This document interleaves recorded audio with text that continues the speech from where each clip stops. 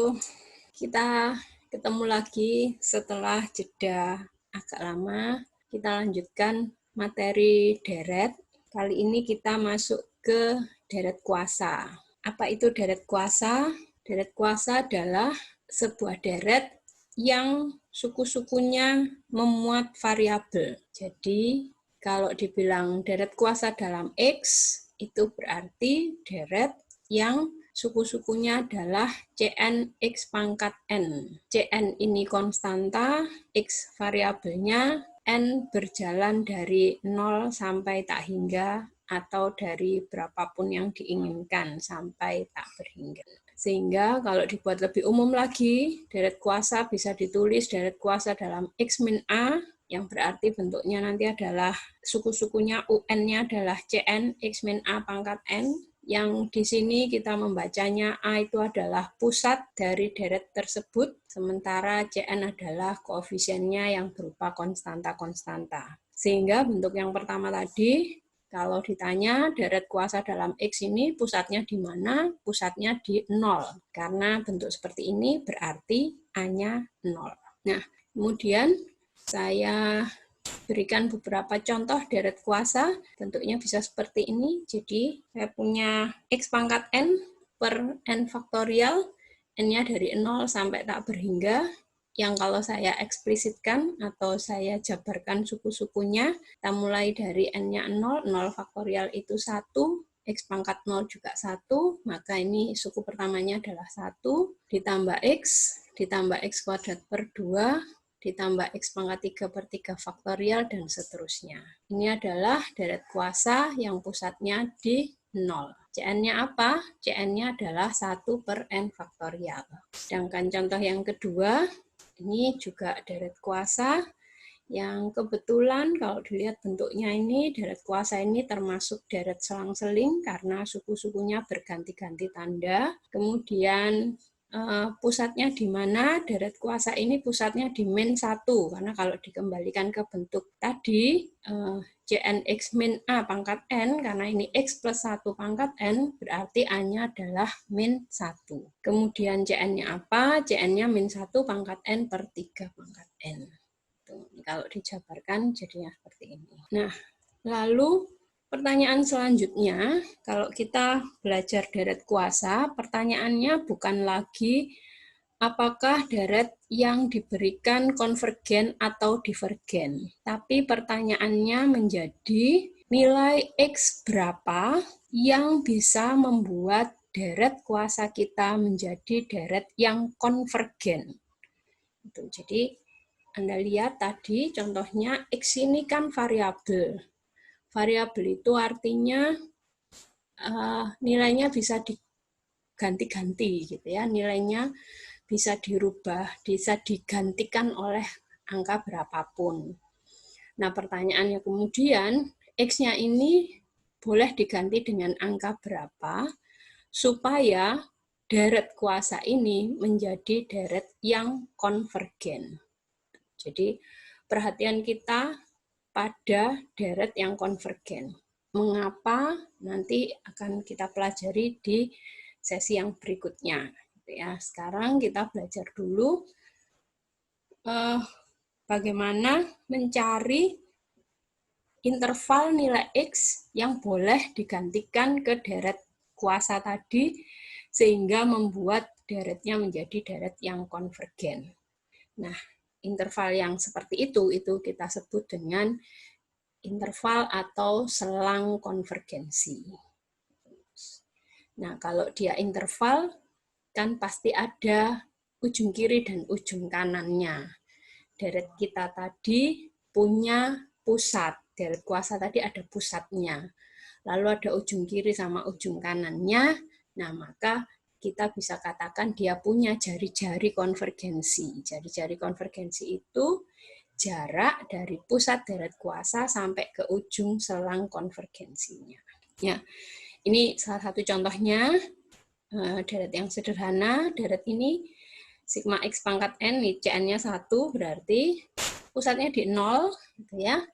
Kalau dibilang deret ini interval konvergensinya adalah min 1 sampai 1, karena dia pusatnya di 0, kemudian interval konvergensinya pada interval min 1 sampai 1, maka artinya jari-jari konvergensinya 1. Karena jarak antara 0 ke 1 dan 0 ke min 1 itu kan jaraknya 1. Begitu. Nah, pertanyaan selanjutnya adalah bagaimana menentukan interval konvergensi atau selang konvergensi itu. Nah, cara menentukannya kita bisa menggunakan uji rasio mutlak ya untuk mendapatkan interval konvergensi mutlaknya. Jadi di pembahasan sebelumnya Anda sudah belajar bagaimana menggunakan uji rasio mutlak untuk menguji konvergensi sebuah deret. Nah, sekarang kita pakai uji rasio itu untuk mendapatkan interval konvergensi dari suatu deret kuasa. Hasilnya, karena interval, nanti hasilnya kan pasti seperti ini. Jadi, X terletak antara interval A min R sampai A plus R. Ingat, A tadi adalah pusatnya, R itu berarti jari-jari konvergensinya. Nah, jadi kalau nanti ternyata Anda temukan R-nya itu tak hingga, berarti kan deretnya ini konvergen kalau X-nya dari min tak hingga sampai plus tak hingga. Berarti deret itu konvergen untuk semua nilai X. Tapi kalau nanti ternyata ketemu R-nya 0, R-nya 0 berarti dia konvergen cuman di A sampai A gitu ya, atau dengan kata lain ya dia hanya konvergen untuk X sama dengan A. Nah, kemudian kalau Anda mendapatkan R selain ini, selain tak hingga dan 0, maka pasti akan ada ujung kiri sama ujung kanannya. Nah, kalau Anda perhatikan ini, dari uji rasio mutlak, kita hanya mendapatkan interval konvergensi yang ini tandanya nggak pernah ada sama dengannya. Nah, sehingga pertanyaannya kemudian, bagaimana dengan ujung-ujung intervalnya ini? Jadi kalau X-nya diganti angka yang persis di ujungnya, deretnya akan menjadi apa? Konvergen atau divergen. Nah, untuk itu, khusus untuk di ujung-ujung interval harus diuji tersendiri. Ujinya tidak bisa memakai uji rasio pasti. Kalau Anda ingat lagi, uji rasio mutlak itu konvergen ketika hasil limitnya kurang dari 1. Kemudian divergen kalau hasil limitnya lebih besar 1, dan tidak ada kesimpulan kalau hasil limitnya sama dengan 1. Nah, kalau dia sama dengan 1, itu nanti akan Anda dapatkan persis di ujung-ujungnya ini. Makanya di ujungnya jangan diuji pakai uji rasio. Pasti gagal. Ya. Saya contohkan. Misalnya, ini tadi yang tadi sudah saya pakai sebagai contoh di depan. Mau kita tunjukkan bagaimana mendapatkan interval konvergensi seperti tadi. Ya. Kita pakai uji rasio mutlak dulu. Ya. Uji rasio mutlaknya itu ya, kalau Anda masih ingat, kalau saya mau menggunakan uji rasio mutlak, saya perlu tahu UN dan UN plus 1. Dalam hal ini, UN-nya kan X pangkat N. Berarti UN plus 1-nya adalah X pangkat N plus 1. Nah, uji rasio mutlak bilang, saya cari R-nya, R itu adalah limit N menuju tak hingga dari nilai mutlak UN plus 1 per UN. Dalam hal ini berarti hasilnya adalah X pangkat N plus 1 per X pangkat N. Nah, kalau kita sederhanakan, X pangkat N plus 1 per X pangkat N kan hasilnya X saja. Limit N menuju tak berhingga dari X, nilai mutlak X. Nah, karena limitnya untuk N, padahal ini ternyata nggak ada N-nya, bebas dari N gitu ya, ya maka hasilnya berarti nilai mutlak X saja. Nah, kalau kita ingat lagi, uji rasio mutlak itu dulu syaratnya gini, ada 3 kan, R gitu. Kalau R-nya kurang dari 1 berarti deretnya konvergen. Kalau R-nya sama dengan 1, ujinya gagal. Kalau R-nya lebih dari 1, deretnya divergen.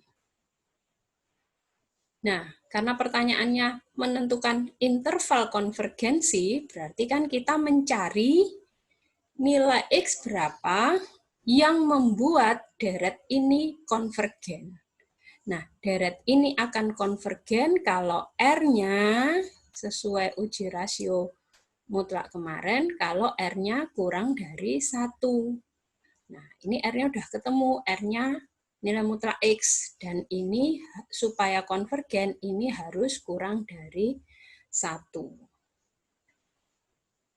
Nah, seperti sudah kita pelajari dulu, nilai mutlak X kurang dari 1 itu artinya, ya, jadi pernyataan ini itu bisa saya artikan sebagai min 1 kurang dari X kurang dari 1. Jadi interval konvergensinya, sementara kita sudah temukan interval konvergensinya adalah dari min 1 sampai 1. Nah, pertanyaannya kemudian, bagaimana dengan ujung-ujung intervalnya ini? Jadi pertanyaannya kemudian, bagaimana kalau X-nya persis min 1 atau X-nya 1? Nah, untuk itu, di ujung interval itu perlu kita uji tersendiri. Ya, di ujung interval ini perlu kita uji tersendiri. Deretnya, cara mengujinya bagaimana? Cara mengujinya, kita masukkan X sama dengan min 1 ke deret kita tadi. Jadi, kalau X-nya min 1, deretnya kan akan menjadi sigma min 1 pangkat N. Nah, min 1 pangkat N itu adalah deret yang deret selang-seling kan ya. Yang ini kalau mau tahu ini konvergen apa divergen, saya uji pakai uji suku ke N. Ya. Kalau saya uji pakai uji suku ke N itu yang saya cari limit UN. Nah, ini UN-nya kan min 1 pangkat N. Min 1 pangkat N. Nah, ini untuk N yang menuju tak berhingga, nilainya mungkin 1, mungkin min 1. Jadi nilainya itu 1 kalau N-nya genap, tak hingganya ini kebetulan jatuh di angka genap, atau jadi min 1 kalau tak hingganya jatuh di angka gasal. Berapapun, dia tidak pernah 0. Kalau saya pakai uji suku ke N, yang saya butuhkan kan cuma itu. Kalau limit UN-nya tidak sama dengan 0, artinya deret yang kita uji adalah deret yang divergen. Di min 1 pangkat N ini divergen. Karena dia divergen, berarti kalau X-nya min 1 kan deretnya divergen. Padahal ini tadi mau menjawab interval konvergensi. Nah, min 1 berarti tidak termasuk dalam interval konvergensi ini. Makanya lambang ini tidak perlu diberi sama dengan. Hal yang sama kita lakukan di ujung yang kanan. Ujung kanannya itu berarti kalau X-nya 1, gitu kan. Kalau X-nya 1, deretnya menjadi 1 pangkat N. Nah, deret 1 pangkat N ini kan berarti kan kalau saya uraikan kan jadi 1 tambah 1 tambah 1 dan seterusnya. Ini adalah deret aritmatika, ya kan? Nah, deret aritmatika itu dulu sudah kita pelajari bahwa deret aritmatika itu selalu divergen. Ini deret aritmatika. Yang suku pertamanya 1, bedanya 0. Kalau Anda cari, nanti SN-nya pasti ketemu tak berhingga. Jadi, karena dia deret aritmatika, berarti deret itu divergen. Karena divergen, maka saya juga tidak perlu memberi tanda sama dengan di sini. Jadi untuk deret ini jawabannya interval konvergensinya adalah min 1 sampai 1 tadi. Seperti yang sudah saya tuliskan di depan.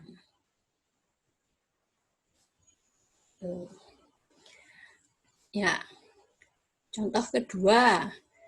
Misalnya deretnya seperti ini, X pangkat N per N. Kalau diuji pakai uji rasio kayak tadi, UN-nya kan X pangkat N per N. UN plus 1-nya X pangkat N plus 1 per N plus 1. Nah, sama seperti tadi, kita cari limitnya UN plus 1 per UN, berarti X pangkat N plus 1 per N plus 1 dikalikan N per X pangkat N. Nah, kayak tadi, ini hasil lengkapnya mestinya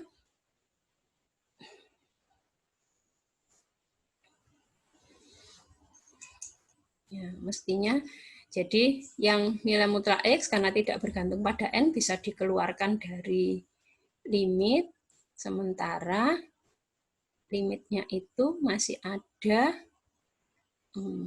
N per N plus 1. Nggak perlu saya kasih tanda mutlak sekarang, karena N-nya sudah jelas, N-nya positif kan, menuju tak berhingga.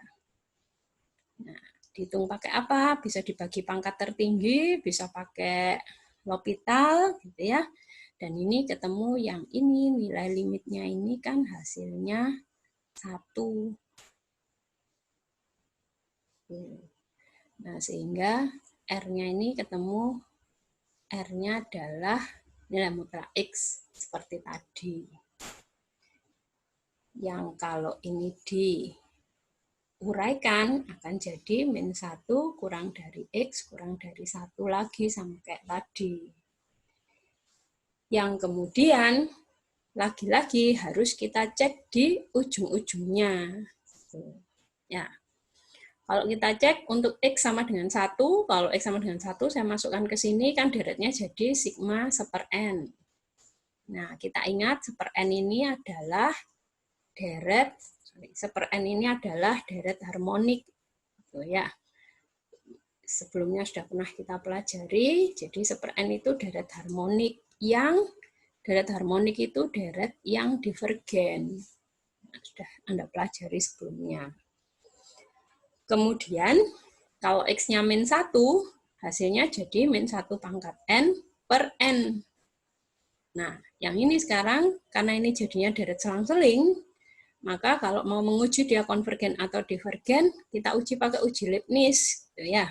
Uji Leibniz kemarin ada 3 syaratnya. Gitu ya.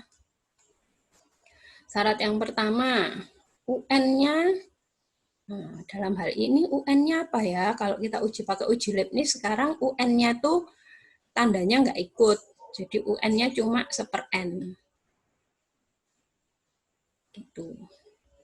Yang seper N ini lebih dari 0 kalau N-nya lebih dari 1. Lebih dari sama dengan 1. Ya. Kemudian syarat yang kedua, Syarat yang kedua itu kita cek, kita bandingkan UN sama UN plus 1. Jadi N dibandingkan sama N ditambah 1, itu kan ini lebih kecil. Kalau ini lebih kecil, berarti kalau saya balik, 1/n akan jadi lebih besar dari 1/n plus 1. Nah, ini UN, yang ini UN plus 1. Ya, syarat kedua juga terpenuhi, yaitu suku-sukunya menurun. Ya, makin besar N-nya, sukunya makin kecil. Kemudian, syarat yang ketiga, saya harus menghitung limit UN-nya. Limit N menuju tak hingga dari UN. UN-nya cuma 1/n-nya loh ya, nggak pakai min 1 pangkatnya. Nah, N-nya menuju tak hingga, ini 0. Nah, syarat 1, 2, dan 3 terpenuhi, maka kesimpulannya sigma min 1 pangkat N per N itu konvergen. Nah, karena ini konvergen, jadi bisa saya simpulkan kalau ditanya interval konvergensinya apa? Interval konvergensinya tadi udah ketemu begini kan, min 1 kurang dari X kurang dari 1. Di 1 dia divergen, tapi di min 1 dia konvergen. Jadi ini harus saya kasih tanda sama dengan. Jadi sekarang interval konvergensinya ini.